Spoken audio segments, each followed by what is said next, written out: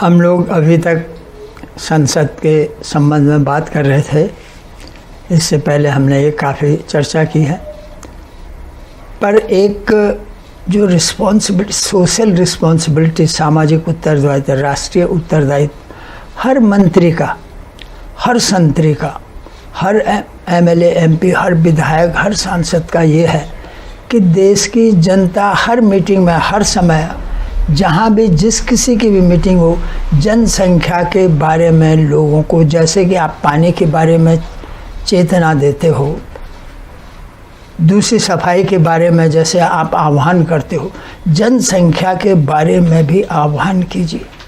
ये अब चुप रहने का समय नहीं है। सबसे भयंकर, क्योंकि मैंने आपसे इससे पहले बहुत विस्तार से कहा कि एक जनसंख्या से भ्रष्टाचार भी इसी से जुड़ा हुआ है। जनसंख्या जिस दिन सामान्य हो जाएगी 80 करोड़ के आसपास, भ्रष्टाचार भी काफ़ी कम होगा। यद्यपि भ्रष्टाचार सन 47 से हो गया था, पर फिर भी ये स्थिति नहीं होगी कि भ्रष्टाचार का ही राज्य हो जाए, रक्त बीज हो जाए। तो जनसंख्या के बारे में प्रबोधन हर एमपी को, हर मंत्री को, हर मीटिंग में, हर विधायक को करना चाहिए। आप पानी की बात करते हो, तुम लोगों को पीने का पानी नहीं, हमने कहा पीने का पानी नहीं है। गोलियां चल जाती हैं गर्मियों में, डंडे चल जाते हैं, लाइनें लग जाती हैं, 8-8 मील लोग पानी लेने जाते हैं गाँव में।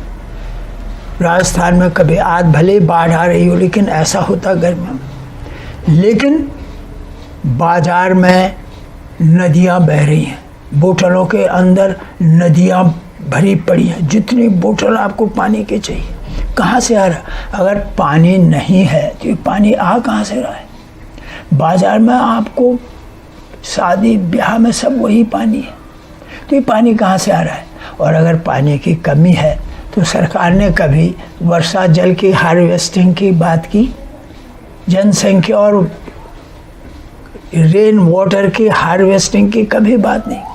जब लोग मकान बनाते हैं, ये बंदिशें लगाई पार्लियामेंट ने या विधानसभाओं ने कि अगर आप 1 बीघे में आप ज़मीन में मकान बना रहे हैं तो आपको वाटर हार्वेस्टिंग करनी पड़ेगी, तब तक अप्रूवल नहीं होगा, तब तक आपको बिजली नहीं मिलेगी, तब तक आपको पानी का कनेक्शन नहीं मिलेगा। बहुत छोटे छोटे मकानों में समझते हैं छोटी ज़मीन में नहीं, लेकिन 500 गज की ज़मीन, आधा बीघा है, उससे ज़्यादा 500 गज, 400 गज जो ज़मीन है, उसमें हो सकती है वाटर हार्वेस्टिंग। तो ये खाली कहने की बातें हैं, ये खाली स्लोगन, स्पीच देने की बातें नहीं, ये प्रैक्टिकल होना चाहिए। ये बंदिशें लगनी चाहिए, कानूनी रूप से इसको इन्फोर्स किया जाना चाहिए। और ये तभी होंगी जब आप उन पे ये बंदिश लगाएंगे। हम अप्रूवल नहीं होगा, नक्शा अप्रूव नहीं होगा, पानी नहीं मिलेगा, आप कनेक्शन नहीं मिलेगा, बिजली का कनेक्शन नहीं, लोग लगाएंगे, मजबूर हो जाएंगे। आज आपने सब जगह सीमेंट की सड़कें बना दी है, कहीं कच्ची ज़मीन नहीं है, पानी सब बहता है, इतना पानी बरसता है, बाढ़ आती है, सब बह जाता है, ज़मीन सूखती नहीं है। तो ये सांसदों का फ़र्ज है, ये चेतना लाएं, वहाँ उठाएं ये सवाल, कानून बनवाएं। आपने को ये अधिकार है कि आप केवल किसी प्रोविज़न को, संविधान के किसी प्राविधान को, only A provision of the constitution को आप डिलीट कर सकते हैं, उसमें ऐड कर सकते हैं, उसको अमेंड कर सकते हैं। Only you can add, amend, delete और modify a provision of the constitution. आप पूरा चैप्टर, पूरा एक पार्ट, एक पूरा हिस्सा, कोई खंड, यहाँ तक कि चैप्टर भी आप ऐड नहीं कर सकते हैं। आपने एक चैप्टर ऐड किया, फंडामेंटल ड्यूटीज़, पूरा पार्ट है, वो भाग है, इनफैक्ट 4A संविधान का भाग 4 है, directive principles of state policy, राज्य के नीति निर्देशक तत्व, सिद्धांत, जो भी कही।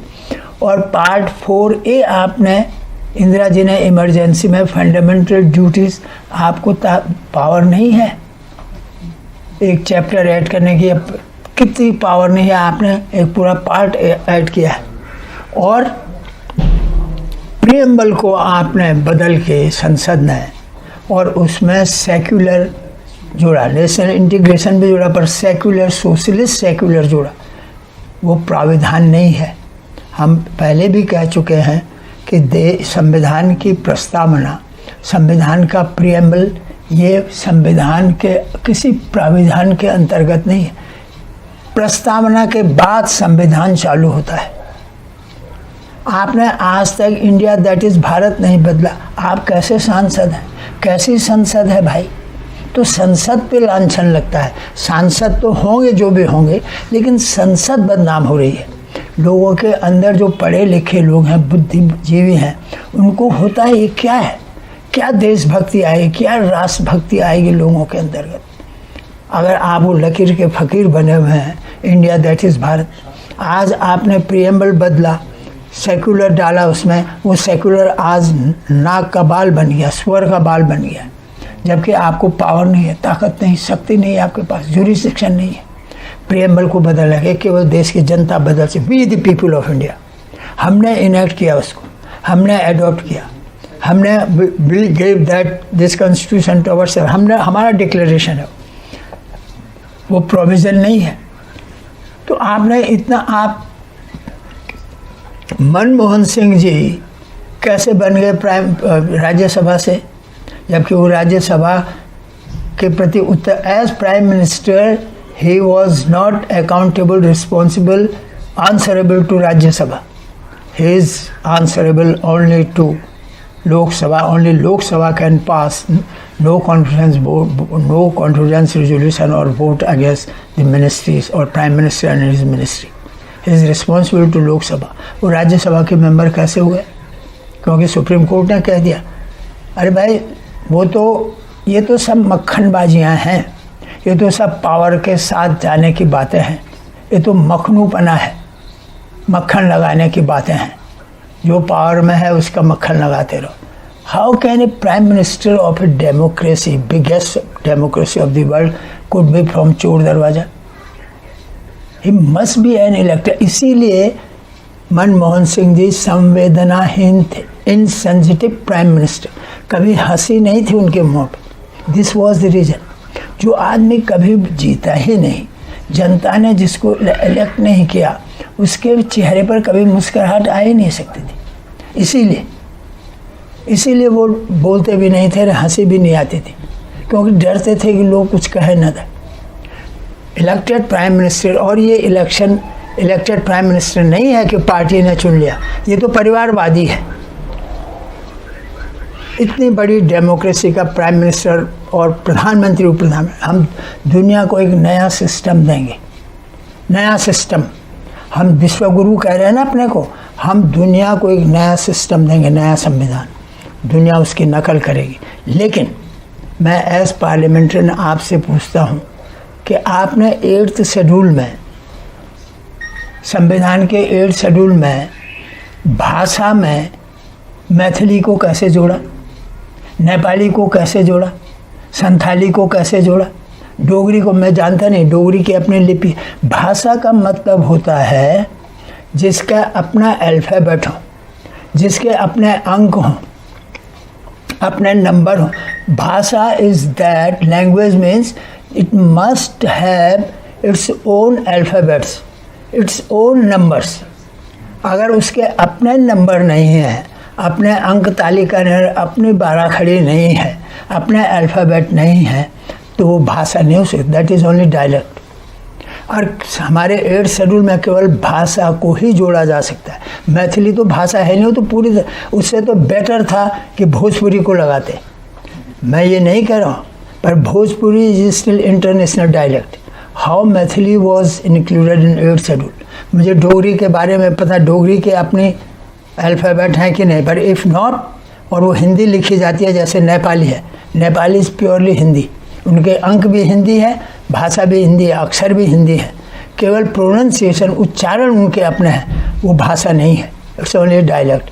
पल से तो हम कहेंगे कुमाऊनी, गढ़वाली, भोजपुरी के अलावा ये ब्रज भाषा, और उसके अलावा अवधी को होना चाहिए था, जिसमें रामचरितमानस लिखा गया, जो कि पूरे एशिया में कैरिबियन तक चली गई थी अवधी, और वो भोजपुरी की मदद से। तो भोजपुरी तो इंटरनेशनल डायलेक्ट है, जो कहाँ बोली जाती है, 7 समुद्र पार भी, तो वो क्यों नहीं हुई?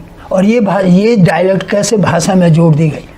ये बहुत बड़ी गलती ही नहीं, ये बहुत बड़ी असंवैधानिकता है आपकी।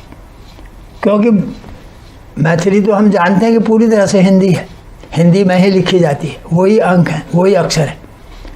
संथाली भी शायद वही है, संथाली के अपना अल्फ़ाबेट नहीं है। नेपाली भी हम जानते हैं कि वो हिंदी है।